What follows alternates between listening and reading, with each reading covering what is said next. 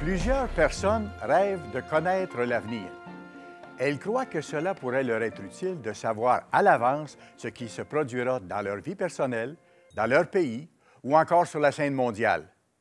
Saviez-vous que près d'un quart du contenu de la Bible est constitué de prophéties destinées justement à révéler ce que nous réserve l'avenir?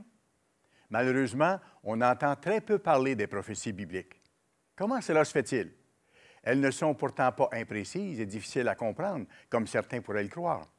Au contraire, elles peuvent être comprises et elles contiennent même des informations tout à fait pertinentes en ce qui concerne notre vie à tous. Aujourd'hui, nous verrons de plus près un livre de la Bible qui contient plusieurs prophéties relatives à des événements qui vont bientôt ébranler le monde tel que nous le connaissons actuellement. Nous allons examiner, en fait, ce que rapporte le livre de Daniel, et plus particulièrement le songe d'un roi qui a régné sur l'ancien empire babylonien. Nous verrons quel était ce songe du roi, de même que l'interprétation que Dieu en donne dans les pages de la Bible. Certains éléments de cette prophétie se sont réalisés, mais quelques-uns doivent encore s'accomplir, et ils se produiront sans aucun doute très bientôt. Restez à l'écoute.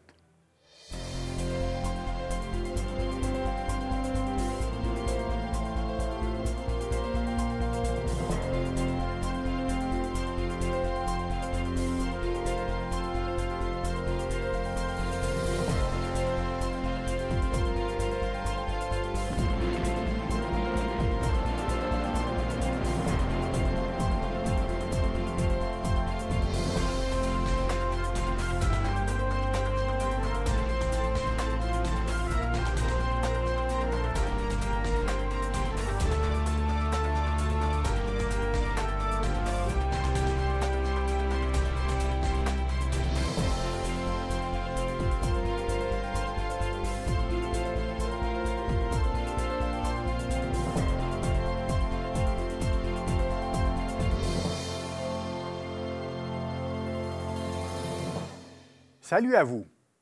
Le prophète Daniel est né vers la fin du 7e siècle avant Jésus-Christ. Le Moyen-Orient se trouvait alors dans une période assez tumultueuse. L'Empire babylonien, aussi connu sous le nom d'Empire chaldéen, venait de renverser la puissance assyrienne et consolidait ses acquis sur la côte est de la mer Méditerranée. Daniel avait été amené captif à Babylone avec 3 autres jeunes Juifs. Ces jeunes hommes avaient tellement impressionné leurs ravisseurs qu'on les avait choisis pour devenir des conseillers du roi. Même si vous n'êtes pas très familier avec la Bible, il est fort possible que vous ayez déjà entendu parler de Daniel dans la fosse aux lions et de ses amis Shadrach, Meshach et Abednego, qui, eux, ont été jetés dans une fournaise ardente sur l'ordre du roi Nebuchadnezzar. Vous devinez que ce roi était très puissant et qu'il supportait difficilement d'être contrarié. Certains se rappelleront peut-être que le monarque avait vu en songe une grande statue, mais bien peu savent que celle-ci a un rapport étroit avec ce qui se passe de nos jours dans le monde. Pour comprendre correctement le rêve de Nebuchadnezzar, il faut lire ce qui est écrit à la fin du livre de Daniel. « Va, Daniel, car ces paroles seront tenues secrètes et scellées jusqu'au temps de la fin. Et toi, marche vers ta fin. Tu te reposeras et tu seras debout pour ton héritage à la fin des jours. » Remarquez ce qui est écrit au sujet des paroles du livre. Elles seront tenues secrètes et scellées jusqu'au temps de la fin. Elles ne devaient donc pas être comprises avant une certaine époque appelée le temps de la fin. Comment savoir à quoi correspond ce temps de la fin?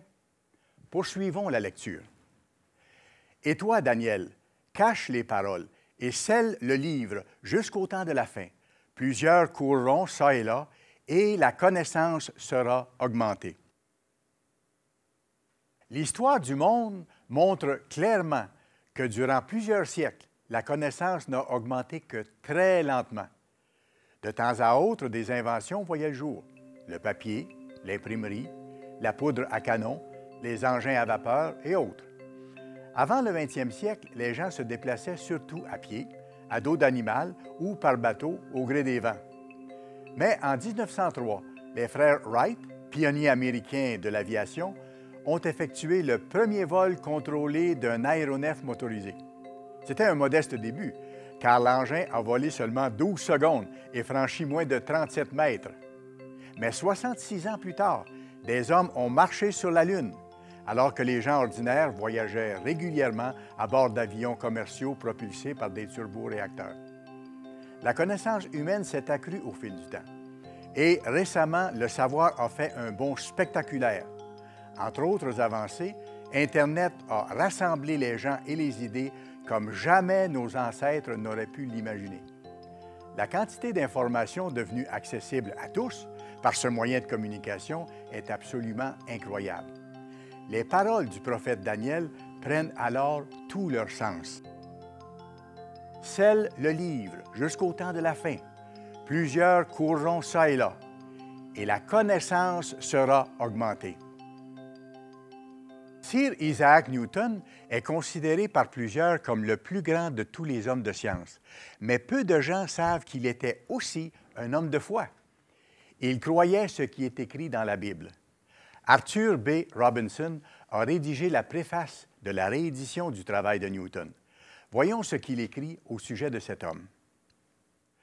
Tout au long de sa vie, à chaque jour, il lisait la Bible. Et lors de cette étude, il prenait des notes. Il a ainsi écrit plus d'1 million de mots. Isaac Newton croyait que la Bible est littéralement véridique dans tous ses aspects. Il confrontait d'ailleurs la vérité biblique aux vérités physiques de la science théorique et expérimentale. Il n'a jamais observé de contradiction. En fait, il considérait son travail scientifique comme un moyen de renforcer sa croyance à la vérité biblique. Malgré toutes les notes que Newton a accumulées au cours de son étude scientifique de la Bible, il n'a écrit qu'un seul livre sur le sujet. Et dans ce livre, il reconnaît que les prophéties de Daniel, tout comme celles contenues dans le livre de l'Apocalypse, ne pourront être comprises qu'à la fin des temps, longtemps après sa propre mort. Le temps lui a d'ailleurs donné raison. M. Robinson a écrit « Tout cela permet de dire que les prophéties de Daniel et de Jean ne pourront pas être comprises avant la fin des temps. » Newton est mort depuis près de 300 ans. En lisant son œuvre, nous voyons que malgré sa sincérité incontestable et sa très grande intelligence, il n'a compris ni les écrits de Daniel, ni le livre d'Apocalypse, tout simplement parce que le moment fixé par Dieu pour les comprendre entièrement n'était pas encore venu. Même aujourd'hui, alors que la connaissance augmente à la vitesse de la lumière et que plusieurs courent çà et là, c'est-à-dire que les gens voyagent beaucoup, bien peu comprennent les prophéties bibliques. Pourquoi? La réponse est toute simple. On la trouve au chapitre 12 du livre de Daniel. Plusieurs seront purifiés et blanchis et affinés, et les méchants agiront méchamment, et aucun des méchants ne comprendra, mais les sages comprendront. Notez que les sages et les méchants sont mis en contraste dans ce verset, pour montrer que la compréhension des gens dépend de leur conduite. Il est bien dit qu'aucun des méchants ne comprendra, mais que les sages comprendront. Le psaume 111 révèle clairement qui sont les sages. Le commencement de la sagesse, c'est la crainte de l'Éternel. Tous ceux qui pratiquent ses commandements sont vraiment sages. Ainsi, au temps de la fin, seuls les sages, c'est-à-dire ceux qui obéissent à Dieu, comprendront les prophéties. Ceux qui n'obéissent pas à leur Créateur seront limités dans leur compréhension. Pour en apprendre davantage sur le sujet présenté aujourd'hui, visitez notre site Internet, le www.mondedemain.org. Vous pourrez y lire ou commander la brochure « Le Moyen-Orient selon la prophétie ». Cette publication gratuite explique pourquoi Jérusalem fut et est toujours le point focal d'événements majeurs, révèle la restauration des sacrifices quotidiens, la prise de la ville, ainsi que l'établissement de son futur roi, le Christ. Pour lire, télécharger ou commander un exemplaire gratuit de l'offre d'aujourd'hui, utilisez le code réponse rapide apparaissant à l'écran. Vous pourrez également y lire ou télécharger notre revue « Le Monde de demain ». La deuxième année de son règne, le roi Nebuchadnezzar a vu en songe quelque chose qui l'a grandement perturbé. Après avoir fait appeler les magiciens, les astrologues, les enchanteurs et les chaldéens de son royaume, il leur a parlé de manière étrange, pour ne pas dire déraisonnable. Voyons ce qui est écrit au chapitre 2 du livre de Daniel. Le roi leur dit, « J'ai eu un songe, mon esprit est agité, et je voudrais connaître ce songe. » Les Chaldéens répondirent, « Dis le songe à tes serviteurs, et nous en donnerons l'explication. » Le roi reprit la parole et dit aux Chaldéens, « La chose m'a échappé. Si vous ne me faites connaître le songe et son explication, vous serez mis en pièces, et vos maisons seront réduites en un tas d'immondices. Mais si vous me dites le songe et son explication, vous recevrez de moi des dons et des présents et de grands honneurs. C'est pourquoi dites-moi le songe et son explication. » Ils répondirent pour la seconde fois, « Que le roi dise le songe à ses serviteurs, et nous en donnerons l'explication. » Le roi savait fort bien que s'il ne pouvait deviner le songe, ces gens ne pouvaient pas non plus l'interpréter. De plus, même en connaissant le songe, les magiciens risquaient de lui raconter n'importe quoi, comme le font de nos jours les astrologues et les diseurs de bonne aventure. Le roi leur dit, « Vous voulez vous préparer à me dire des mensonges et des faussetés en attendant que les temps soient changés? C'est pourquoi dites-moi le songe, et je saurai si vous êtes capable de m'en donner l'explication. » Continuons. Les Chaldéens répondirent au roi, « Il n'est personne sur la terre qui puisse dire ce que demande le roi. Aussi, jamais roi, quelque grand et puissant qu'il ait été, n'a exigé une pareille chose d'aucun magicien, astrologue ou chaldéen. Ce que le roi demande est difficile. Il n'y a personne qui puisse le dire au roi, excepté les dieux dont la demeure n'est pas parmi les hommes. » Le roi devint furieux et ordonna que commence l'exécution de ses conseillers. Le carnage avait commencé quand Daniel apprit ce qui s'était passé. Étant conseiller du roi, ses amis et lui étaient eux aussi sur la liste de ceux qui devaient être mis à mort. Voyons ce qui est écrit. La sentence fut publiée, les sages étaient mis à mort, et l'on cherchait Daniel et ses compagnons pour les faire périr. Daniel se rendit vers le roi et le pria de lui accorder du temps pour donner au roi l'explication. Ensuite, Daniel alla dans sa maison et il instruisit de cette affaire Anania, Michcaël et Azaria, ses compagnons, les engageant à implorer la miséricorde du Dieu des cieux afin qu'on ne fasse périr Daniel et ses compagnons avec le reste des sages de Babylone. Alors, le secret fut révélé à Daniel dans une vision pendant la nuit, et Daniel bénit le Dieu des cieux. Ainsi, Dieu avait révélé à Daniel le songe du roi, et il lui avait aussi donné de comprendre la signification de ce rêve étrange. Notez bien la suite. Daniel prit la parole et dit, « Béni soit le nom de Dieu, d'éternité en éternité. À lui appartiennent la sagesse et la force. C'est lui qui change les temps et les circonstances, qui renverse et qui établit les rois, qui donne la sagesse aux sages et la science à ceux qui ont de l'intelligence. Il révèle ce qui est profond et caché. Il connaît ce qui est dans les ténèbres et la lumière demeure avec lui. Dieu de mes pères, je te glorifie et je te loue de ce que tu m'as donné la sagesse et la force et de ce que tu m'as fait connaître ce que nous t'avons demandé, de ce que tu nous as révélé le secret du roi. »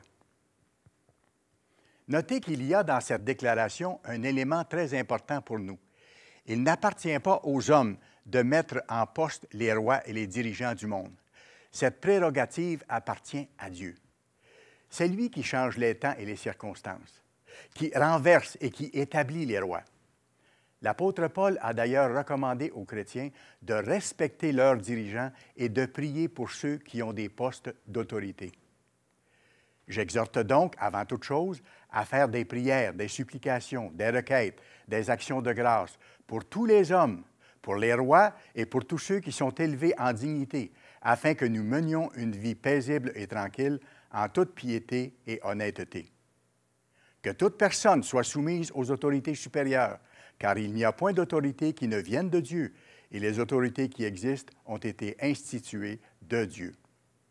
Revenons au rêve du roi Nebuchadnezzar et à son interprétation. Daniel répondit en présence du roi et dit, « Ce que le roi demande est un secret que les sages, les astrologues, les magiciens et les devins ne sont pas capables de révéler au roi. Mais il y a dans les cieux un Dieu qui révèle les secrets et qui a fait connaître au roi Nebuchadnezzar ce qui arrivera dans la suite des temps. Oui, Dieu révèle ce qui arrivera dans la suite des temps. La Bible utilise souvent l'expression « dans la suite des temps » quand elle mentionne un événement qui arrivera au temps de la fin de la présente société.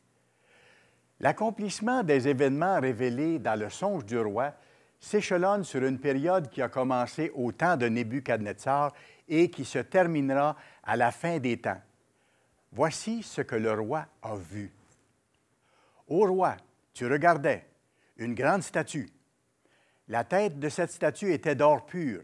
Sa poitrine et ses bras étaient d'argent. Son ventre et ses cuisses étaient d'airain. Ses jambes de fer. Ses pieds en partie de fer et en partie d'argile. Tu regardais lorsqu'une pierre se détacha sans le secours d'aucune main, frappa les pieds de fer et d'argile de la statue et les mit en pièces. Alors le fer, l'argile, l'airain, l'argent et l'or furent brisés ensemble et devinrent comme la balle qui s'échappe du nerf en été. Le vent les emporta et nulle trace n'en fut retrouvée. Mais la pierre qui avait frappé la statue devint une grande montagne et remplit toute la terre. Si on nous demandait d'interpréter ce songe, il y aurait sans doute autant d'explications différentes que de personnes pour les donner. Heureusement, Dieu lui-même en donne le sens par la bouche de son serviteur Daniel. Voilà le songe. Nous en donnerons l'explication devant le roi. Ô roi, tu es le roi des rois, car le Dieu des cieux t'a donné l'empire, la puissance, la force et la gloire. Il a remis entre tes mains, en quelque lieu qu'ils habitent, les enfants des hommes, les bêtes des champs et les oiseaux du ciel, et il t'a fait dominer sur eux tous. C'est toi qui es la tête d'or. Ainsi, la tête d'or de la statue représentait l'empire babylonien, alors dirigé par le roi Nebuchadnezzar. Continuons le récit rapporté par Daniel. Après toi, il s'élèvera un autre royaume, moindre que le tien, puis un troisième royaume, qui sera d'airain et qui dominera sur toute la terre. Il y aura un quatrième royaume, fort comme du fer, de même que le fer brise et rompt tout, il brisera et rompra tout, comme le fer qui met tout en pièces. Nous n'avons qu'à nous référer à l'histoire du monde pour identifier ces royaumes qui se sont succédés, exactement selon le modèle de la statue que le roi avait vue en songe.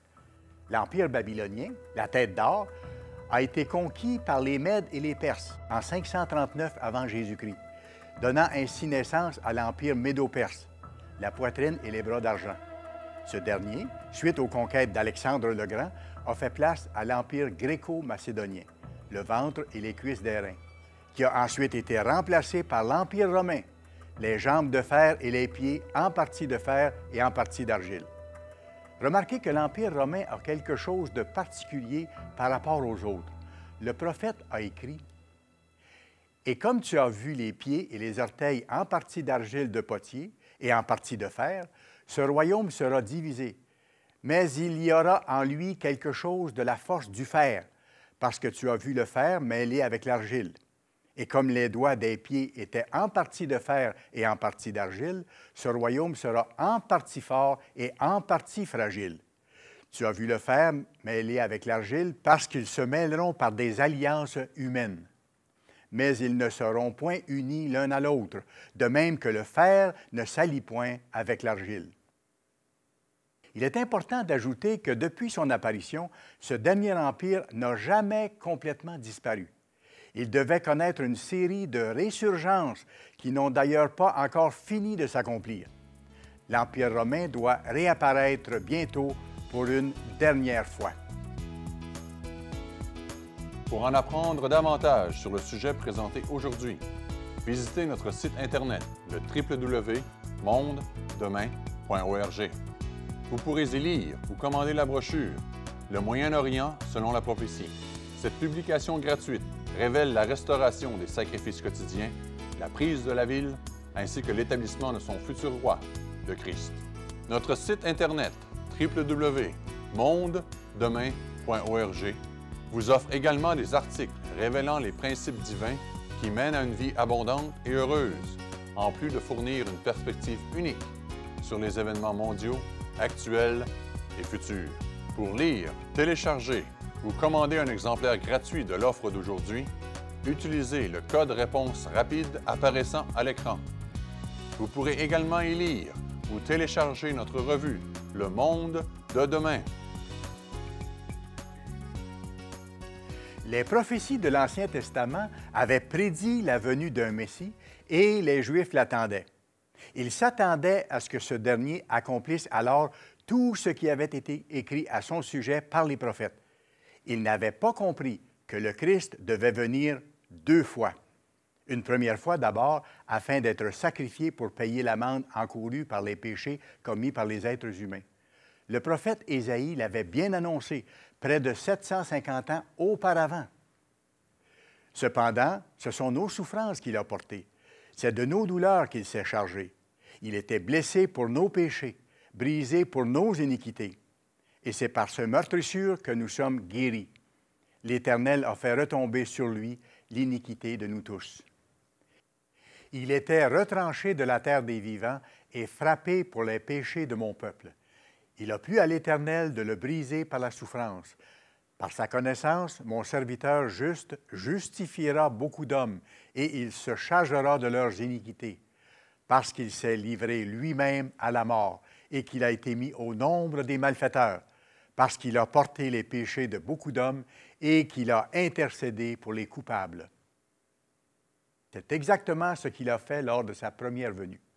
Mais il doit bientôt revenir, cette fois en tant que roi pour établir sur la terre un royaume de paix et de justice. L'une des paraboles utilisées par le Christ pour enseigner les gens décrit d'ailleurs très bien ce qui devait arriver. Un homme de haute naissance s'en alla dans un pays lointain pour se faire investir de l'autorité royale et revenir ensuite. Dans cette parabole, l'homme de haute naissance représentait le Christ. Quant au pays lointain, il symbolisait le ciel où il se trouve actuellement en compagnie de son Père, jusqu'à ce qu'il soit investi de l'autorité royale et revienne sur terre pour établir son gouvernement.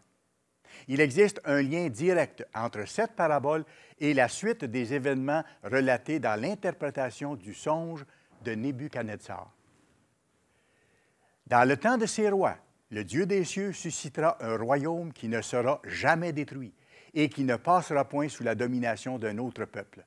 Il brisera et détruira tous ces royaumes-là, et lui-même subsistera éternellement. C'est ce qu'indique la pierre que tu as vue se détacher de la montagne sans le secours d'aucune main, et qui a brisé le fer, l'airain, l'argile, l'argent et l'or. Le grand Dieu a fait connaître au roi ce qui doit arriver après cela. Le songe est véritable et son explication est certaine. À travers diverses résurgences, l'Empire romain devait subsister jusqu'à ce que le Christ revienne pour établir le royaume de Dieu sur la terre. Il a connu 5 résurgences entre l'an 554 de notre ère et l'année 1814. Puis, l'alliance Hitler-Mussolini a constitué sa 6e restauration. Notez qu'il doit y en avoir encore une avant le retour du Christ. Le livre de l'Apocalypse montre en effet que 10 rois ou dirigeants doivent éventuellement faire alliance avec un puissant dirigeant en Europe et ils lui remettront leur autorité respective pour un court moment. Voyons ce qui est écrit. Les 10 cornes que tu as vues sont 10 rois qui n'ont pas encore reçu de royaume, mais qui reçoivent autorité comme rois pendant 1 heure avec la bête. Ils ont un même dessein, et ils donnent leur puissance et leur autorité à la bête. Il est prédit que cette puissante coalition européenne combattra le Christ à son retour. Ils combattront contre l'agneau, et l'agneau les vaincra, parce qu'il est le Seigneur des seigneurs et le Roi des rois. Les 10 cornes dont il est question ici dans le livre d'Apocalypse correspondent en fait aux 10 orteils de la statue du songe de Nebuchadnezzar. Il s'agit de la description du même événement qui doit bientôt se produire. L'Europe a connu 2 guerres mondiales au siècle dernier. À la fin de la Deuxième Guerre, certains dirigeants européens ont proposé différents projets en vue d'unifier et de pacifier leur nation. Certains envisageaient une union économique seulement, alors que d'autres visaient une intégration plus complète, du genre États-Unis d'Europe. Plusieurs tentatives ont eu lieu en ce sens, mais tout comme le fer et l'argile n'adhèrent point l'un à l'autre, ces nations se lient difficilement les unes aux autres. L'euro a été adopté comme monnaie commune pour tenter d'unifier l'Europe, mais jusqu'à maintenant, les résultats sont plutôt décevants, car les problèmes se multiplient. Les nations faibles économiquement, comme la Grèce, l'Espagne et l'Italie, comptent sur l'Allemagne pour les renflouer financièrement. Mais tant que ces États n'auront pas apporté des correctifs majeurs à leur manière d'administrer, les Allemands restent réticents à cette idée. La crise actuelle en Europe servira-t-elle de catalyseur pour amener les nations à donner leur autorité à l'Allemagne? C'est possible. L'avenir nous le dira. Chose certaine, les 10 orteils de la statue du songe de Nebuchadnezzar représentent les nations européennes et elles vont bel et bien s'allier dans un avenir rapproché. Mais cette union fragile va entraîner de très graves conséquences pour le reste du monde. Ce qui semblera d'abord une excellente solution aux yeux des penseurs européens tournera rapidement au cauchemar. Seul le retour du Christ pourra alors faire cesser la folie qui va nécessairement s'ensuivre. Oui, le Christ va revenir. Il frappera les pieds et les orteils de la statue du songe pour ensuite établir sur terre un royaume mondial de paix, de justice et d'harmonie qui n'aura pas de fin. Il y a de quoi se réjouir, car bientôt les hommes vivront enfin en paix et le bonheur sera accessible à tous. Le songe est véritable et son explication est certaine. Joignez-vous à nous chaque semaine à l'émission Le Monde de demain. Nous continuerons de partager avec vous les enseignements de Jésus-Christ et la signification des prophéties des temps de la fin. Nous vous invitons à être des nôtres pour découvrir la perspective divine concernant les événements qui marquent l'actualité, les vérités bibliques et la vie chrétienne. Sur ce, je vous dis à la semaine prochaine. Même heure, même station. Pour en apprendre davantage sur le sujet présenté aujourd'hui, visitez notre site Internet, le www.mondedemain.org. Vous pourrez y lire ou commander la brochure « Le Moyen-Orient selon la prophétie ». Cette publication gratuite révèle la restauration des sacrifices quotidiens, la prise de la ville, ainsi que l'établissement de son futur roi, le Christ. Notre site Internet, www.mondedemain.org, vous offre également des articles révélant les principes divins qui mènent à une vie abondante et heureuse, en plus de fournir une perspective unique sur les événements mondiaux, actuels et futurs. Pour lire, télécharger ou commander un exemplaire gratuit de l'offre d'aujourd'hui, utilisez le code réponse rapide apparaissant à l'écran. Vous pourrez également y lire ou télécharger notre revue « Le Monde de demain ».